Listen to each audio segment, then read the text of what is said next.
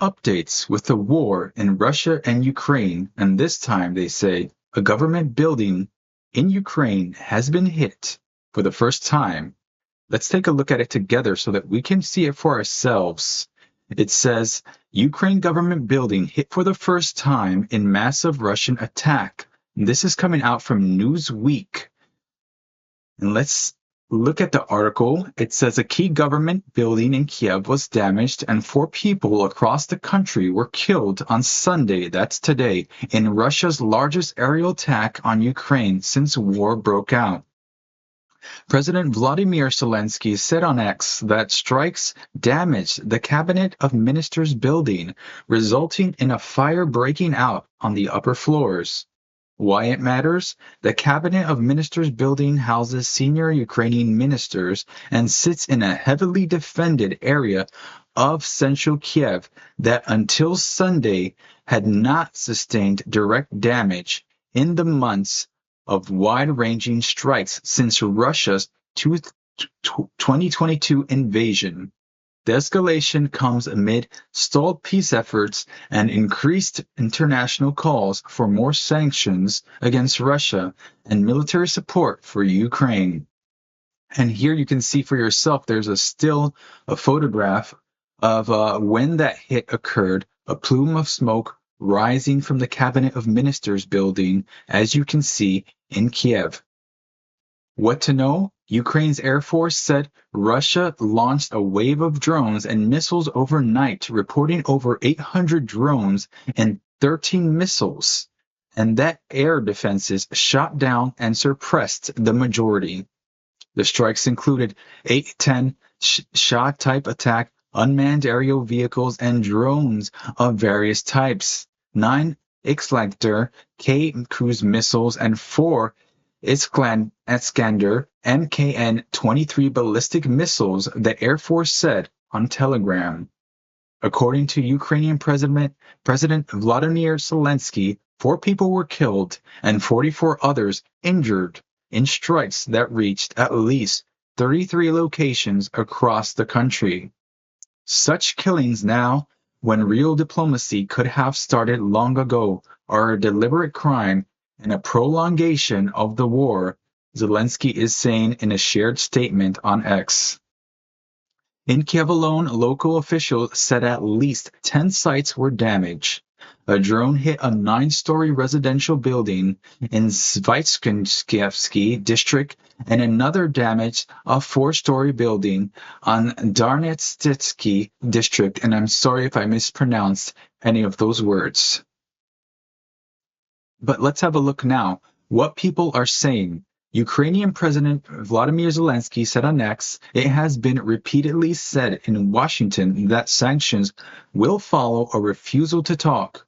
We must implement everything that was agreed in Paris. We also count on implementation of all the agreements to strengthen our air defense. Every additional system saves civilians from these vile strikes. The world can force the Kremlin criminals to stop killings. All that is needed is political will. I thank everyone who is helping. And now this is coming out from Ukraine, and these are the words of Vladimir Zelensky himself on what's happening there. But now let's shift over to Newsweek, and we have another article where Donald Trump says he'd love to host Putin Xi at Miami G20 Summit.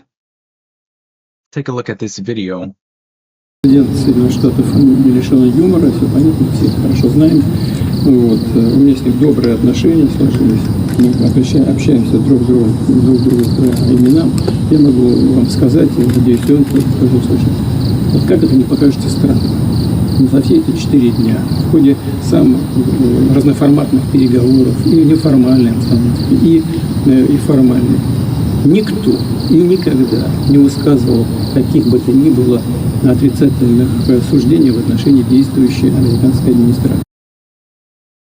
And there you have it, guys. Coming out from Putin himself, he said there's no negative talks on the current American administration as of yet.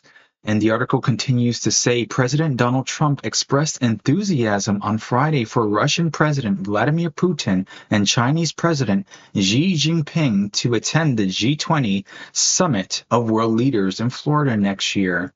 When asked if he expected the Russian and Chinese leaders to attend the G20 meeting at Trump National Doral Miami Golf Course, Trump replied, "I'd love them if they want to." He added that he would not attend this year's G20 summit in Africa. Newsweek has contacted the Russian and Chinese foreign ministries for comment. Why it matters? The G20 includes Russia and China as well as European Union and African Union, but a war crimes arrest warrant issued by the International Criminal Court, that's the ICC, meant Putin did not attend last year's event, which was held in Brazil. It says Putin's full-scale invasion of Ukraine in 2022 may have led to his isolation from the West, but Kremlin media hailed his meeting with Trump in Anchorage, Alaska last month as a sign he was being brought back into the fold.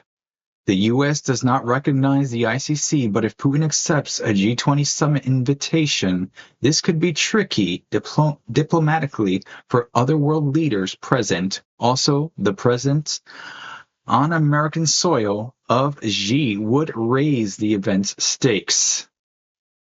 What to know? Apart from the G20 member states, the EU, and the African Union, Trump said Friday he wanted to invite additional observers, including Poland. When asked if Putin and Xi might attend, Trump said he would love them to, and that they could attend as observers, although both countries they lead are already full members of this group. So there you have it, guys. They're going to have a summit where it looks like to be they will host all three of these leaders, President Trump, President Xi, President Putin, at that summit. Could lead to something positive, or maybe not. What do you guys think? I leave it up to you. Let me know. Feel free to subscribe, like, and comment. And thank you for watching. Take care and have a great day.